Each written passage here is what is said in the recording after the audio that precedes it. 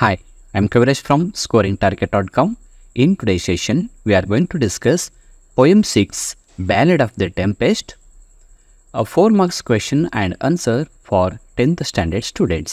10ನೇ ವಿದ್ಯಾರ್ಥಿಗಳು ಇವತ್ತಿನ ತರಗತಿಯಲ್ಲಿ ನಾವು 10ನೇ ತರಗತಿಯ ವಿದ್ಯಾರ್ಥಿಗಳಿಗಾಗಿ ಬ್ಯಾಲೆಡ್ ಆಫ್ ದ ಟೆಂಪೆಸ್ಟ್ ಈ ಪೊಯಮ್ದಿಂದ ಬರ್ತಕ್ಕಂಥ ಎಕ್ಸಾಮ್ಗಳಲ್ಲಿ ಕೇಳಬಹುದಾದ 4 ಅಂಕದ ಪ್ರಶ್ನೆ ಹಾಗೂ ಉತ್ತರಗಳನ್ನು ಡಿಸ್ಕಸ್ ಮಾಡೋಣ. ಈಗಾಗಲೇ ಈ ಒಂದು ಪದ್ಯಕ್ಕೆ ಸಂಬಂಧಪಟ್ಟಂತೆ 2 ಅಂಕದ ಪ್ರಶ್ನೆಗಳು, 3 ಅಂಕದ ಎಕ್ಸ್ಟ್ರಾಕ್ಟ್ ಪ್ರಶ್ನೆಗಳನ್ನು ಕೂಡ ಡಿಸ್ಕಸ್ ಮಾಡಿದ್ದೀನಿ. ಅವುಗಳ ಲಿಂಕನ್ನು ಕಾಮೆಂಟ್ ಬಾಕ್ಸ್ಲ್ಲಿ ಹಾಕಿರ್ತೀನಿ, ಕ್ಲಿಕ್ ಮಾಡಿ ಡೌನ್ಲೋಡ್ ಮಾಡ್ಕೋಬೋದು. ಜೊತೆಗೆ ಈ ಒಂದು PDF ನೋಟ್ಸನ್ನು ಕೂಡ ನೀವು ಡೌನ್ಲೋಡ್ ಮಾಡ್ತಕ್ಕಂಥ ಲಿಂಕ್ ಕಾಮೆಂಟ್ ಬಾಕ್ಸಲ್ಲಿ ಇರುತ್ತೆ. Okay, let's start the class. So ಈಗ ನಾವು ಮೊದಲನೇ ಪ್ರಶ್ನೆಯನ್ನು ನೋಡೋಣ. Answer the following questions in 8 to 10 sentences each. ಕೆಳಗಿನ ಪ್ರಶ್ನೆಗಳಿಗೆ 8-10 ವಾಕ್ಯಗಳಲ್ಲಿ ಉತ್ತರಿಸಿ ಅಂತ. ಸೊ ಇದು ನಮಗೆ 4 ಅಂಕದ ಪ್ರಶ್ನೆ ಇರೋದ್ರಿಂದ ನಮ್ಮ ಉತ್ತರ ಕನಿಷ್ಠ 8ರಿಂದ 10 ವಾಕ್ಯಗಳಲ್ಲಿ ಇರಬೇಕು. ಸೊ ಮೊದಲ ಪ್ರಶ್ನೆ, how did the captain's daughter infuse hope ಇನ್ ಸೈಲರ್ಸ್? ಇಲ್ಲಿ ಇನ್ಫ್ಯೂಸ್ ಅಂದ್ರೇನು? ತುಂಬುವುದು. ಹೋಪ್ ಅಂದರೆ ಭರವಸೆ. ಸೈಲರ್ಸ್ ಅಂದರೆ ನಾವಿಕರು. ಅಂದರೆ ಕ್ಯಾಪ್ಟನ್ನ ಡಾಟರ್, ಕ್ಯಾಪ್ಟನ್ನ ಮಗಳು ನಾವಿಕರಲ್ಲಿ ಯಾವ ಥರ ಭರವಸೆಯನ್ನು ತುಂಬಿದಳು, ಯಾವ ಥರ ಕಾನ್ಫಿಡೆನ್ಸನ್ನು ತುಂಬಿದಳು ಅಂತ ಪ್ರಶ್ನೆ. ಸೊ ಈ ಪ್ರಶ್ನೆಯನ್ನು ನಮಗೆ ಈ ಥರ ಕೂಡ ಕೇಳ್ಬೋದು. How does the captain's daughter build confidence in the minds of the crew? ಇಲ್ಲಿ ಕ್ರ್ಯೂ ಅಂದರೆ ಕೂಡ ಒಂದೇ, ಸೇಲರ್ ಅಂದರೆ ಕೂಡ ಒಂದೇ. ಕ್ರ್ಯೂ ಅಂದರೆ ಕೂಡ ನಾವಿಕರು. ಸೊ ನಾವಿಕರ ಮನಸ್ಸಿನಲ್ಲಿ ಒಂದು ಆತ್ಮವಿಶ್ವಾಸವನ್ನು ಕ್ಯಾಪ್ಟನ್ ಡಾಟರ್ ಯಾವ ಥರ ಕಟ್ಟಿದಳು ಅಥವಾ ತುಂಬಿದಳು ಅಂತ. ಸೊ ಆನ್ಸರ್ ನೋಡೋಣ. In a moment of despair, the captain's daughter demonstrated remarkable sincerity and compassion, offering comfort to her father in his distress. ನೋಡಿ, ಅಲ್ಲಿ ಕ್ಯಾಪ್ಟನ್ ತುಂಬ ಒತ್ತಡದ ಪರಿಸ್ಥಿತಿಯಲ್ಲಿ, ತುಂಬ ಒಂದು ಆತಂಕದ ಪರಿಸ್ಥಿತಿಯಲ್ಲಿ ಇದ್ದಾಗ ಮಗಳು ಏನು ಮಾಡ್ತಾಳೆ, ಅವರಲ್ಲಿ ಸಿನ್ಸಿಯರ್ ಮೂಲಕ, ಒಂದು ಪ್ಯಾಷನ್, ಒಂದು ಪ್ರೀತಿಯ ಮೂಲಕ ಆತ್ಮವಿಶ್ವಾಸವನ್ನು ತುಂಬತಕ್ಕಂಥ ಪ್ರಯತ್ನವನ್ನು ಮಾಡ್ತಾಳೆ. By holding his cold hand. So ಮೊದಲಾಗಿ ಏನು ಮಾಡ್ತಾಳೆ, ತನ್ನ ತಂದೆ ಅಂದರೆ ಕ್ಯಾಪ್ಟನ್ ಕೈಗಳನ್ನು, ತಣ್ಣನೆಯ ಕೈಗಳನ್ನು ಹಿಡ್ಕೋತಾಳೆ. And questioning the limits of divine protection. ಆ ನಂತರ ಈ ದೈವಿ ಶಕ್ತಿ ನಮಗೆ ಎಲ್ಲಿವರೆಗೆ ರಕ್ಷಣೆ ಕೊಡುತ್ತೆ ಅಂತಕ್ಕಂಥ ಒಂದು ಲಿಮಿಟೇಷನ್ಸ್ ಬಗ್ಗೆ ಕೇಳ್ತಾಳೆ. She ignites a sense of hope and faith among the crew. So ನಾವಿಕರಲ್ಲಿ ಈ ಥರ ಒಂದು ಭರವಸೆ, ನಂಬಿಕೆಯನ್ನು, ಒಂದು ಪ್ರಜ್ಞೆಯನ್ನು ತುಂಬ್ತಾಳೆ. Her firm belief in gods guardianship on both land and sea instills courage and spirit in the face of uncertainty. So ಈ ನಾವಿಕರಲ್ಲಿ ಮತ್ತು ಕ್ಯಾಪ್ಟನ್ನ ಮುಖದಲ್ಲಿ ಒಂದು ಆವರಿಸಿದಂಥ ಆ ದುಃಖದ ಛಾಯೆಯನ್ನು ದೇವರು ನಮಗೆ ರಕ್ಷಣೆ ಮಾಡ್ತಾನೆ, ದೇವರಲ್ಲಿ ನಂಬಿಕೆ ಇಡಬೇಕನ್ನೋ ಮಾತಿನ ಮೂಲಕ ಭರವಸೆಯನ್ನು ತುಂಬುತ್ತಾಳೆ. Through her actions and words she became a source of inspiration. ಈ ಥರದ ಮಾತುಗಳನ್ನು ಆಡುವ ಮೂಲಕ ಅವಳು ಸ್ಫೂರ್ತಿಯ ಒಂದು ಮೂಲ ಆಗ್ತಾಳೆ, ಸ್ಫೂರ್ತಿಯ ಚಿಲುಮೆ ಆಗ್ತಾಳೆ. Refreshing the crew's spirit and determination to preserve through difficulty. So ಏನೇ ಕಷ್ಟ ಬಂದರೂ ಕೂಡ ಅವುಗಳನ್ನು ಎದುರಿಸಿ ಮುಂದೆ ಹೋಗ್ತಕ್ಕಂಥ ದೃಢವಾದ ಒಂದು ಅಚಲತೆಯನ್ನು, ಒಂದು ಸ್ಫೂರ್ತಿಯನ್ನು ಅವಳು ತುಂಬುತ್ತಾಳೆ. ಸೊ ನೆಕ್ಸ್ಟ್ ಈಗ ನಾವು 2ನೇ ಪ್ರಶ್ನೆ ಹೋಗ್ತಾ ಇದ್ದೀವಿ. So question number 2. A ship is always safe at the shore, but it was not built for that. What does this mean? ಇಲ್ಲಿ ನೋಡಿ, ಶಿಪ್ ಅಂದರೆ ಹಡಗು, ಸೇಫ್ ಅಂದರೆ ಸುರಕ್ಷಿತವಾಗಿ, ಶೋರ್ ಅಂದರೆ ದಡ. ದಡ ಅಂದರೆ ಇದು ನದಿಯ ದಡ ಅಥವಾ ಸಮುದ್ರದ ದಡ ಅಂತ ಅರ್ಥ. ಸೊ ಹಡಗು ದಡದಲ್ಲಿದ್ದಾಗ ಯಾವಾಗಲೂ ಸೇಫ್ ಆಗಿರುತ್ತದೆ, ಬಟ್ ದಡದಲ್ಲಿ ಇಡೋ ಉದ್ದೇಶದಿಂದ ಹಡಗನ್ನು ನಿರ್ಮಾಣ ಮಾಡಿರೋದಿಲ್ಲ ಅಂತಕ್ಕಂಥ ಈ ಒಂದು ಮಾತನ್ನು ಅರ್ಥ ಏನು ಅಂತ ಕೇಳ್ತಾ ಇದ್ದಾರೆ. So answer, the saying suggests that avoiding new experiences might shield us from problems. ಅಂದರೆ ನಾವು ಯಾವುದೇ ಪ್ರಾಬ್ಲಮ್ಗಳಿಗೆ ನಾವು ಎಕ್ಸ್ಪೋಸ್ ಆಗಲಿಲ್ಲ, ಯಾವುದೇ ಪ್ರಾಬ್ಲಮ್ ಬರುತ್ತೆ ಅಂತ ನಾವು ಹೆದರ್ಕೊಂಡು ಬಂದರೆ ಕೂತ್ಕೊಂಡ್ರೆ ನಮಗೆ ಹೊಸ ಅನುಭವ ಬರೋಕ್ಕೆ ಸಾಧ್ಯ ಇಲ್ಲ. But it can also lead to a dull life. ಮತ್ತು ನಮ್ಮ ಜೀವನದಲ್ಲಿ ಹೊಸ ಅನುಭವವನ್ನು ಪಡ್ಕೊಳ್ಳಿಲ್ಲ, ಕಷ್ಟಗಳನ್ನ ನಾವು ಎದುರಿಸಲಿಲ್ಲ ಅಂದರೆ ಜೀವನ ತುಂಬ ನಿರಾಸಕ್ತಿಯನ್ನು ಕೂಡಿರುತ್ತೆ. Like a ship docked safely, we might avoid the storms and dangers, but we won't fulfill our purpose. ಈಗ ಹಡಗು ಸಮುದ್ರದಲ್ಲಿ ಮುಳುಗ್ಬೋದು ಅಥವಾ ಸಮುದ್ರದ ಒಂದು ಅಲೆಗಳಿಗೆ ಕೊಚ್ಕೊಂಡು ಹೋಗ್ಬೋದು ಅಂತಕ್ಕಂಥ ಭಯದ ಒಂದು ಪಟ್ಕೊಂಡು ನಾವು ಹಡಗು ಮುಂದೆ ಒಯ್ಯಲಿಲ್ಲ ಅಂದರೆ ನಾವು ಹಡಗು ಯಾವ ಉದ್ದೇಶಕ್ಕಾಗಿ ನಾವು ಯೂಸ್ ಮಾಡ್ತಾ ಇದ್ದೀವಿ ಆ ಉದ್ದೇಶ ಈಡೇರೋದಿಲ್ಲ. Taking risk is a part of living meaningfully. ಅಂದರೆ ಜೀವನ ಒಂದು ಅರ್ಥಪೂರ್ವವಾಗಿ ನಾವು ನಡೆಸಬೇಕಂದ್ರೆ ಎಲ್ಲ ಥರದ ರಿಸ್ಕ್ಗಳನ್ನು ಎದುರಿಸಬೇಕು. Even if it brings challenges, it encourages us to embrace our intended path in life, accepting risk along the way without undue worry. So ಯಾವುದೇ ಚಿಂತೆ ಮಾಡದೆ ಜೀವನದಲ್ಲಿ ಬರ್ತಕ್ಕಂಥ ಪ್ರತಿಯೊಂದು ಕಷ್ಟಗಳನ್ನು ಭರವಸೆಯ ಮೂಲಕ ಈಡೇರಿಸಿದರೆ ಅಲ್ಲಿ ನಮಗೊಂದು ಪರಿಹಾರ ಇರತಕ್ಕಂಥ ಒಂದು ಮಾತನ್ನೆಲ್ಲ ನಾವು ವ್ಯಕ್ತಪಡಿಸ್ಬೋದು. So third question, write in your own words the substance of the poem ballad of the tempest. ಇಲ್ಲಿ ಸಬ್ಸ್ಟೆನ್ಸ್ ಅಂದರೆ ಸಾರಾಂಶ ಅಂತ ಅರ್ಥ. So ballad of the tempest ಕವನದ ಒಂದು ಸಾರಾಂಶನ ಬರೀರಿ ಅಂತ ಕೇಳ್ತಾ ಇದ್ದಾರೆ. Answer: The Ballad of the Tempest is a straightforward narrative poem portraying a crew's struggle during a raging sea storm. ಅಂದರೆ ಅಲೆಗಳು ಉದ್ಭವಗೊಂಡಂಥ ಒಂದು ನದಿಯಲ್ಲಿ, ಸಮುದ್ರದಲ್ಲಿ ಯಾವ ಥರ ನಾವಿಕರು ತಮ್ಮ ಕಷ್ಟವನ್ನು ಎದುರಿಸ್ತಾರೆ ಅಂತಕ್ಕಂಥ ಒಂದು ನೇರವಾದ ಒಂದು ಅನುಭವವನ್ನು ಈ ಕವನದಲ್ಲಿ ನಾವು ನೋಡ್ತಾ ಇದ್ದೀವಿ. Trapped in the cabin, they fear for their lives as the wind threatens to destroy their mast and the sea roars with hunger. So ಸಮುದ್ರದಲ್ಲಿ ಅಲೆಗಳು ಎದ್ದಾಗ ಆ ಹಡಗು ಅಲೆಗಳಿಗೆ ಸಿಕ್ಕಿ ನುಚ್ಚು ನೂರಾಗ್ತಕ್ಕಂಥ ಒಂದು ಸಂದರ್ಭ ಕೂಡಿ ಬರುತ್ತೆ. ಆ ಒಂದು ಸಮಯದಲ್ಲಿ ನಾವಿಕರೆಲ್ಲ ಭಯದಿಂದ ಕ್ಯಾಬ್ನಲ್ಲಿ ಕೂತ್ಕೋತಾರೆ.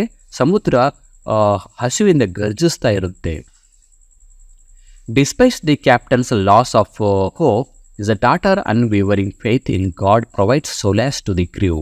ಸೊ ಕ್ಯಾಪ್ಟನ್ ಹೆದರ್ಕೊಂಡು ಹೋಗಿದಾಗ ಆ ಕ್ಯಾಪ್ಟನ್ ಮಗಳು ಬಂದು ದೇವರಲ್ಲಿ ಭರವಸೆ ಇಡಿ, ಅವನು ತಮಗೆ ರಕ್ಷಣೆ ಮಾಡ್ತಾನೆ ಅಂತಕ್ಕಂಥ ಒಂದು ಆತ್ಮವಿಶ್ವಾಸವನ್ನು ತುಂಬುತ್ತಾಳೆ. Through her conviction the sailors find renewed strength in prayer and eventually reach harbor safely. So ಈ ಥರದ ಭರವಸೆಯ ಮಾತನ್ನು ಕ್ಯಾಪ್ಟನ್ ಮಗಳು ಆಡಿದಾಗ ನಾವಿಕರೆಲ್ಲ ಭರವಸೆಯನ್ನು ಪಡ್ಕೊಂಡು ಪ್ರಾರ್ಥನೆ ಮಾಡುತ್ತಾ ತಮ್ಮ ಹಡಗನ್ನು ದಡಕ್ಕೆ ಸೇಫ್ ಆಗಿ ತಲುಪಿಸ್ತಾರೆ. As morning breaks, the poet underscores the potency of faith in times of adversity and emphasises the importance of surrendering to the will of a higher power when human efforts fail short. ಅಂದರೆ ಯಾವುದೇ ಸಮಸ್ಯೆ ಬಂದಾಗ ಮನುಷ್ಯರಿಗೆ ಆ ಸಮಸ್ಯೆ ಎದುರಿಸೋಕ್ಕೆ ಆಗದೇ ಇರತಕ್ಕಂಥ ಪರಿಸ್ಥಿತಿಯಲ್ಲಿ ನಮ್ಮ ಒಂದು ಆತ್ಮವಿಶ್ವಾಸ ಹೊಂದಿದಾಗ ನಾವು ದೇವರಲ್ಲಿ ಭರವಸೆಯನ್ನು ಇಟ್ಕೊಂಡು ಆತನ ಒಂದು ಶಕ್ತಿಶಾಲಿಯಲ್ಲಿ ಭರವಸೆಯನ್ನು ಇಟ್ಕೊಂಡು ನಾವು ಮುಂದುವರಿದೆ ಆದರೆ ಆ ಸಮಸ್ಯೆಯಿಂದ ನಾವು ಪಾರಾಗ್ಬೋದು ಅನ್ನೋದೇ ಈ ಕವನದ ಸಾರಾಂಶ. ಸೊ ಇದಾದ ನಂತರ ನಾವು ಮೂರನೇ ಪ್ರಶ್ನೆ ಆದ ನಂತರ ನಾವೀಗ ಇಂಪಾರ್ಟೆಂಟಾಗಿ ಕೇಳಬಹುದಾದ ನಾಲ್ಕನೆಯ ಪ್ರಶ್ನೆಯನ್ನು ನೋಡೋಣ.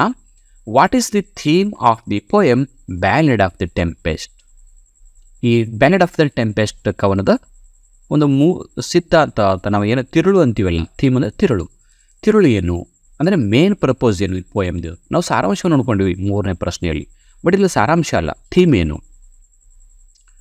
ಓಕೆ, ನೋಡೋಣ answer. The main idea of the ballad of the tempest is about having faith in difficulty times.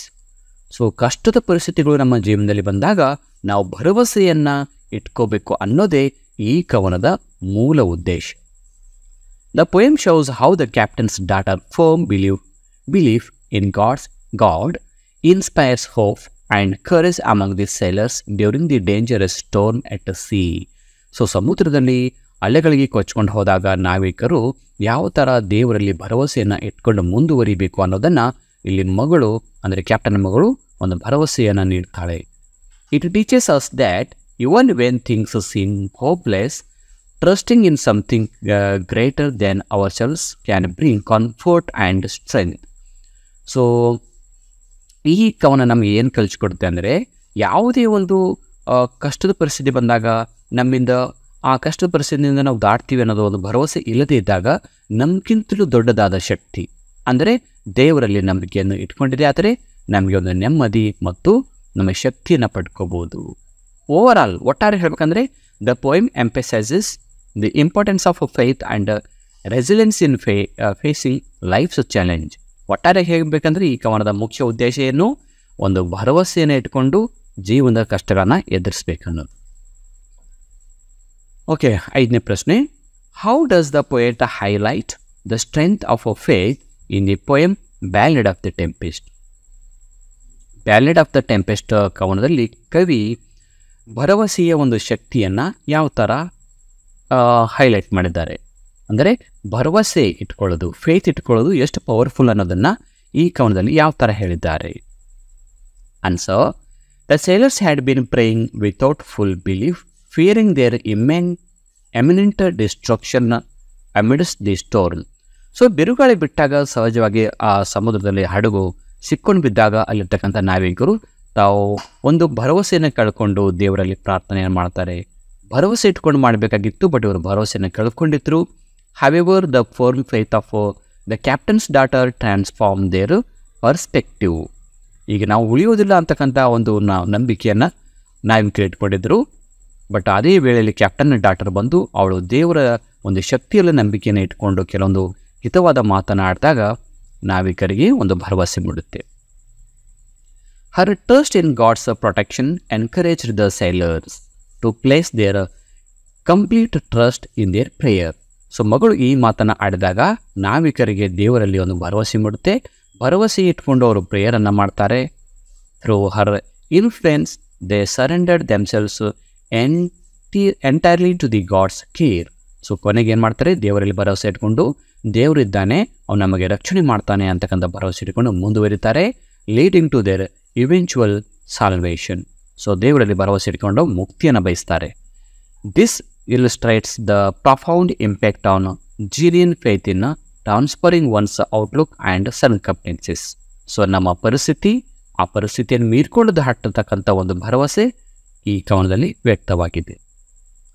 So ಈಗ ನಾವು 5 ಪ್ರಶ್ನೆಯನ್ನು ನೋಡ್ಕೊಂಡಿವಿ. ಇನ್ನೂ ಒಂದು ಲಾಸ್ಟ್ ಕ್ವೆಶನ್ ಇದೆ. When the captain shouted we are lost, how did his a daughter react?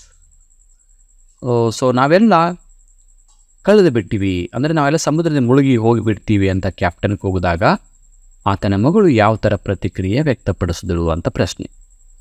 Answer: the captain's daughter reassures him, holding his hand and involving the Lord's protection at sea. So captain ತುಂಬ ಭಯದಿಂದ ಕೂಗ್ತಾನೆ, V are last ಅಂತ ಕೂಗಿದಾಗ ಭರವಸೆಯನ್ನು ಕಳ್ಕೊಂಡಿರ್ತಾನೆ.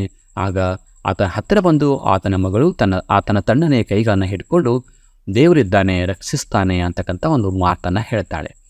ಹರ್ gesture underscores faith and comfort amidst uncertainty extending beyond the confines of land. So ಇಂಥ ಒಂದು ಕಷ್ಟದ ಪರಿಸ್ಥಿತಿಯಲ್ಲಿ ಕೂಡ ಅವರಿಗೆ ಭರವಸೆ ಮತ್ತು ಒಂದು ಕಂಫರ್ಟ್ನ ಮಾತುಗಳನ್ನು ಆಡಿ ಅವರ ಒಂದು ಆತ್ಮವಿಶ್ವಾಸವನ್ನು ಇಮ್ಮಡಿಸ್ತಾಳೆ. With her words she instils confidence. Instils ಅಂದರೆ ತುಂಬೋದು, confidence in her father. So ಈ ಥರದ ಮಾತುಗಳನ್ನು ಆಡೋ ಮೂಲಕ ತನ್ನ ತಂದೆ ಅಂದರೆ ಕ್ಯಾಪ್ಟನ್ ಹತ್ರ ಒಂದು ಆ ಕಾನ್ಫಿಡೆನ್ಸನ್ನು ತುಂಬ್ತಾಳೆ. Reminding him of divine guardians through challenges, divine guidance through the challenges. ಅಂದರೆ ಯಾವುದೇ ಕಷ್ಟ ಬಂದರೂ ಕೂಡ ದೇವರ ಮಾರ್ಗದರ್ಶನ ನಡಿಬೇಕು ಅಂತ ತಿಳಿಸಿ ಹೇಳ್ತಾಳೆ.